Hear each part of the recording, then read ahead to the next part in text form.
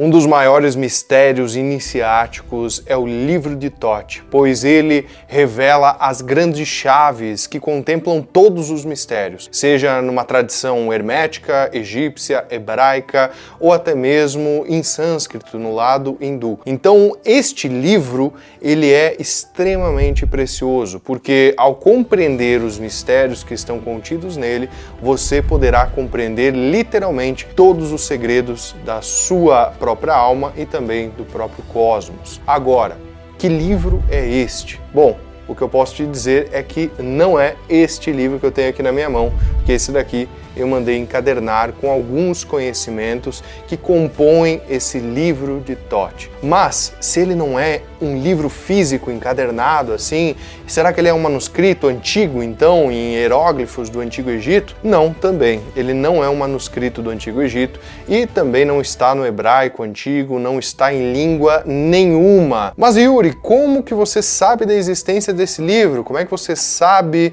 que ele tem tantos mistérios, que ele é essa chave hermenêutica para compreender toda a realidade? Veja bem, o livro de Thoth, ele é um conceito que abrange chaves, como uma fórmula matemática, onde você pode encaixá-la em qualquer cultura, seja no hebraico, seja no grego antigo, né, nos antigos filósofos da Grécia, seja no lado dos Vedas, do sânscrito, ou até mesmo no lado do taoísmo, né, vindo da China, através do I Ching, ou do livro das mutações, que é extremamente antigo. Mas antes de eu te contar que fórmula é esta que você pode obter para compreender todas as chaves universais desses mistérios, eu preciso te dizer que este livro, ele está na palma das suas mãos. Por que ele está na palma das suas mãos? Veja bem, desde os primórdios da humanidade, a gente começou a contar o tempo, né, lá nos Sumérios, com uma métrica duodecimal, ou seja, raiz 12, e também uma métrica de 60, né? Então, nós temos aqui 4 elementos, por exemplo, que vão ser representados por esses 4 dedos. O nosso opositor, o nosso polegar, ele vai contar. Então, conte as suas falanges da sua mão esquerda, por exemplo. 1, 2, 3, 4, 5, 6, 7, 8, 9, 10, 11, 12. Então, você tem 12 falanges em uma das mãos, contando com o opositor. Agora, se nós contarmos com esse mesmo polegar os dedos da mão direita, nós vamos ter 12, 24, 36, 48, 60. E aí que nós começamos a organizar todo o nosso calendário, aí que nós começamos a organizar toda a estrutura temporal e toda a questão aritmética que a gente conhece hoje em dia. Toda a geometria, ela é embasada dentro dessa matriz. Então veja bem, nós temos aqui um número muito importante que eu preciso que você grave este número, 12. Esta matriz de 12, ela é fundamental para que você compreenda o livro de Thoth. Mas não se preocupe se você não for bom em matemática, porque não precisa fazer cálculo nenhum. No final desse vídeo você vai compreender com maestria todas essas chaves para você já dar um passo adiante na sua vida. Porque eu demorei muito tempo para compreender tudo isso, encaixar todas as peças desse quebra-cabeça, mas eu quero te trazer aqui para facilitar a sua jornada, porque afinal de contas a sabedoria precisa ser compartilhada e quando você tem esta sabedoria, você tem poder em suas mãos. Então, literalmente com o poder nas suas mãos, lembre-se do número 12, porque o número 12 que está dentro dessa ideia numerológica aqui como uma contagem temporal, também existe lá nos céus, né? Quando a gente olha para o nosso zodíaco que foi estabelecido na antiga Grécia, né? Como este sistema de 12 casas zodiacais, onde nós temos então 12 signos, e esses 12 signos vão nortear tudo o que a gente conhece basicamente da astrologia moderna. Então os védicos, eles também têm um sistema astrológico e também tem base duodecimal. Apesar de ter suas diferenças, ela tem a mesma base. Os nomes mudam, né, as formas de calcular e tudo mudam, mas a base é a mesma. Os chineses também, eles têm esta mesma base duodecimal. Então veja que aqui nós temos um ponto extremamente fundamental.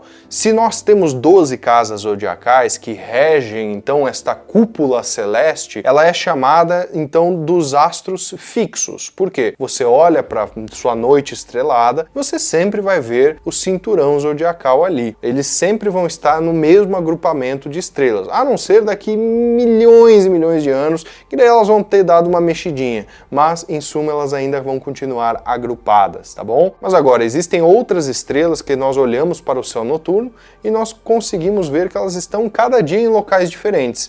Essas são conhecidas dentro da alquimia como os 7 errantes, mas não errantes porque eles erram, e sim porque eles estão em constante movimento, que são os 7 planetas visíveis a olho nu. Então nós temos aí toda uma ideia planetária, que inclui inclusive, tá, Sol e Lua, porque dentro da composição alquimia a gente não faz essa diferença, tá, assim como na astronomia. É considerado então o Sol e a Lua como matrizes, tá, como estes astros que dominam o dia e a noite, e os seus ciclos, as suas permutações têm uma grande relevância, um grande poder dentro da nossa vida. Mas eu não vou falar sobre isso nesse vídeo. Se você quiser que eu fale sobre isso, deixa um comentário aqui embaixo, que conforme a gente vai fazendo, eu vou falando um pouco mais sobre o Sol e a Lua dentro desses mistérios. Mas esses 7 astros, então, eles estão ligados intimamente com a nossa composição de alma. Quando você nasce, você tem um certo mapa celeste que a gente chama de mapa astral. Este mapa astral determina mais ou menos as suas características.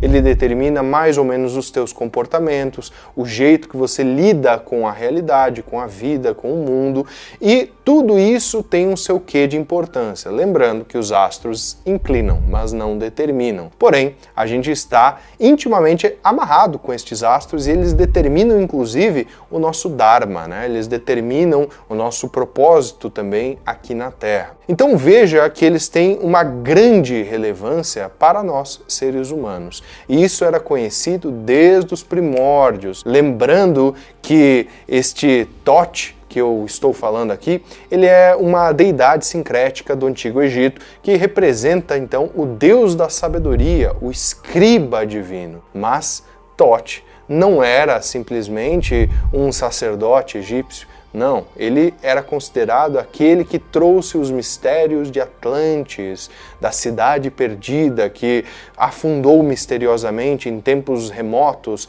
tempos pré-diluvianos, e que ele salvou então os ensinamentos sacerdotais mais elevados, essas regras de ouro, para transmitir aos seus descendentes. E esses descendentes foram justamente os egípcios, nas antigas dinastias, tá? Nas dinastias que estavam conectadas e não naquelas que estavam corrompidas, né? Já idolatrando faraós ou fazendo, enfim, estátuas e coisas assim com o rosto humano ali dos faraós, né? Então veja que esta filosofia, ela é extremamente antiga, e como que nós temos então este rastro que vai ligando todos esses fragmentos? Lembra, no primeiro ponto eu falei sobre o número 12, né?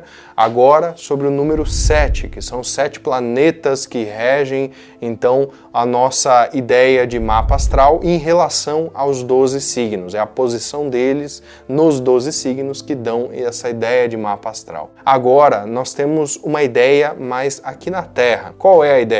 São os elementos, né? E esta ideia dos elementos a gente geralmente divide em um grupo de 4 elementos: terra, água, ar e fogo. Porém, existe uma ideia de serem 3 elementos, e aí a gente considera a permutação desses 3 elementos para se formar então este 4º ou até mesmo um 5º elemento, que seria um certo éter, né? Seria uma energia etérica. Então veja que tudo isso está tanto nos céus quanto literalmente na palma das nossas mãos novamente. Então nós temos aqui esta ideia do 4 e o opositor, né, ou o polegar, que vai ser este éter. E dentro das tradições, inclusive dentro das tradições primordiais bíblicas, né, do hebraico primordial, nós temos algumas raízes então desse alfabeto, que é composto de 22 letras. Então, se nós somarmos o 12, o 7 e o 3, nós temos 22. E esta é uma das grandes chaves para que você comece a compreender o que é o livro de Thoth. Mas calma lá, porque o livro de Thoth não tem muito a ver com o hebraico, porém o hebraico tem muito a ver com o livro de Thoth. Veja bem, no hebraico nós temos 3 letras mães, análogas aos 3 elementos. Nós temos 7 letras duplas, análogas aos 7 astros. Nós temos 12 letras simples ou também chamadas de múltiplas, que são ligadas às casas zodiacais. Então esse mistério contempla aquilo que está em cima e aquilo que está embaixo, aquilo que está dentro e aquilo que está fora. Então nós estamos aqui fazendo um paralelo entre você, ser humano que está assistindo esse vídeo, e o todo, o universo, toda essa grandiosidade e principalmente o nosso sistema que dá subsídio para a nossa vida. Mas agora que você sabe dessa matriz de matemática perfeita que compõe toda essa geometria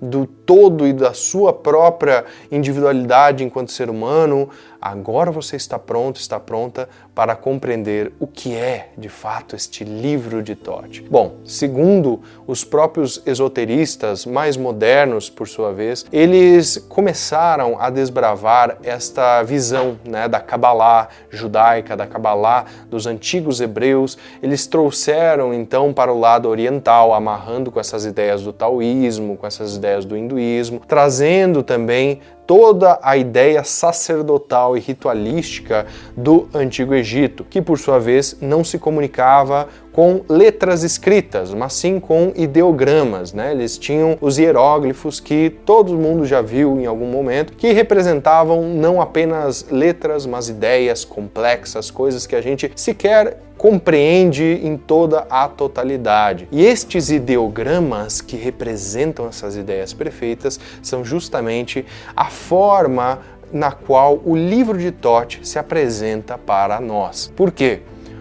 Quando nós temos uma ideia primordial, nós temos algo que é conhecido como uma ideia arquetípica. Eu já expliquei isso em outros vídeos aqui para vocês. Podem clicar aqui no link para entender um pouco melhor o que é um arquétipo, o que é um símbolo, o que é uma imagem simbólica, arquetípica e quais as diferenças e as nuances entre isso. Mas veja que quando nós temos essa ideia primordial representada por uma imagem, ela quer dizer muito mais do que um texto pode nos trazer num livro assim de páginas, porque o livro de Thoth é um livro de páginas abertas, conhecido como o tarô. E o tarô dos boêmios, né, que eram ditos, ele é um grande mistério. Nós já exploramos um pouco sobre a história do tarô e como que ele surgiu, quais são os boatos, mas em suma o maior dos mitos iniciáticos a respeito do tarô está justamente nesta ideia do Antigo Egito, onde grandes sacerdotes, grandes sábios daquela época, já prevendo a queda do Império Egípcio, a sua completa destruição e dominação por outros povos, resolveram resguardar os ensinamentos, então, de Thoth, dentro de algo que eles sabiam que iam se perpetuar por toda a eternidade. A origem do tarô, ela é muito anterior ao próprio Renascimento, como se acredita ser. Ela vem do Antigo Egito dentro de um mito iniciático. Veja bem, os antigos sacerdotes e sábios do Antigo Egito já previam a queda do seu império, a completa dominação e desolação dos conhecimentos. Eles não podiam deixar se perder os conhecimentos do livro de Thoth. Então, eles codificaram na melhor forma possível, uma forma que iria ser perpetuada por toda a eternidade, que era justamente o vício. Então, eles colocaram em ideogramas arquetípicos, em imagens simbólicas arquetípicas, que nós conhecemos como tarô, e estas imagens arquetípicas iriam se perpetuar de uma forma de um jogo, né? Então, este vício iria levar adiante o próprio mistério até que chegasse um momento em que ele pudesse ser reanimado e estudado pelas mentes que teriam olhos para ver e ouvidos para entender tal informação. Então veja que este conhecimento do livro de Thoth, ele foi codificado num livro de páginas abertas que você pode ter acesso hoje em dia. Hoje, com toda a informação que nós temos, com todas essas chaves, né, da hermenêutica da coisa, para que você amarre os mistérios do macro e do micro, você pode compreender estes mistérios sem que você precise adequar a uma crença, a um dogma, a uma etnia ou alguma era específica, ou muito menos que você tenha que aprender uma linguagem, né, tão complexa, tão ancestral, mas de uma forma simples, olhando para imagens. E estas imagens falam mais do que 1000 palavras, literalmente, porque elas representam processos da tua própria alma. Lembra que eu te falei que o número 22 é extremamente importante para o livro de Thoth? Então veja bem, o 3, que é análogo aos elementos, o 7, que é análogo aos 7 planetas tradicionais da astrologia, e o 12, que são os 12 signos, formam os 22, que são os 22 arcanos maiores do tarô. Estes arcanos maiores são uma jornada arquetípica da tua alma, é como a história da criação dos céus e da terra e de você mesmo que está aqui assistindo. E fora isso, nós temos 56 cartas. Por que 56? Porque são 4 naipes de 1 a 10, né? Representando então uma matriz fundamental que a gente conhece dentro do lado hebreu como a árvore da vida, ou dos pitagóricos, dos gregos antigos, como o tetráctis, né? Que é aquela pirâmide que é formada por 10 pontinhos. E veja que ambos estão falando a mesma coisa. Tanto os hebreus com a sua árvore da vida, quanto os pitagóricos, dentro da sua ideia de proporções áureas e geometrias, estão querendo nos mostrar a mesma coisa que está composta aqui, dentro desta matriz do livro de Thoth. Do 1 ao 10, nós temos então estas forças que literalmente estão na palma da sua mão, junto com toda essa matriz que nós havíamos falado antes. Mas e cadê as outras cartas? Veja bem, se existem 4 elementos fundamentais, estas outras cartas estão dispostas em 4 cartas da corte, representando então terra, água, ar e fogo dentro dos 4 elementos diferentes, dentro dos 4 planos, na verdade, diferentes, que são os 4 naipes. E assim a gente tem então esta matriz geométrica perfeita e absoluta, representando os mistérios do acima e do embaixo, representando de uma forma universalista, sem dogmas, sem religião, sem crenças específicas em algo, mas mostrando matematicamente todos estes mistérios. Então o livro de Thoth, ele não é o tarô, mas ele está dentro do tarô, dentro desta composição, dentro desta aritmética absoluta, dentro dessa geometria que são as próprias cartas. Então veja que este conhecimento, esta sabedoria, que é tão mercurial na sua essência, ela não pode se manter fechada em um único local, mas ela se perpetuou ao longo das eras e chegou até nós de uma forma muito, muito, muito simples e também profunda, porque ao analisarmos profundamente o tarô, nós conseguimos analisar a nossa própria alma. Nós conseguimos analisar quem nós somos, para que viemos, qual o nosso propósito ou quais as decisões que nós devemos tomar na nossa vida. E se você quiser tomar decisões melhores, se você sentir de conhecer mais profundamente o livro de Thoth, nós temos um curso chamado Iniciação ao Tarô, o qual você pode adentrar agora mesmo, clicando no link que está aqui embaixo ou aparecendo no card aqui em cima, para conhecer com mais profundidade e na raiz das escolas de mistério o que é realmente esse livro de Thoth e como usá-lo na sua própria vida. Então, se você gostou desse vídeo, se você entendeu o que é este livro de Thoth, comenta aqui embaixo, deixa eu saber a sua opinião sobre toda essa temática e deixa o like, se inscreva e nos vemos no nosso próximo vídeo. Um forte abraço e até breve.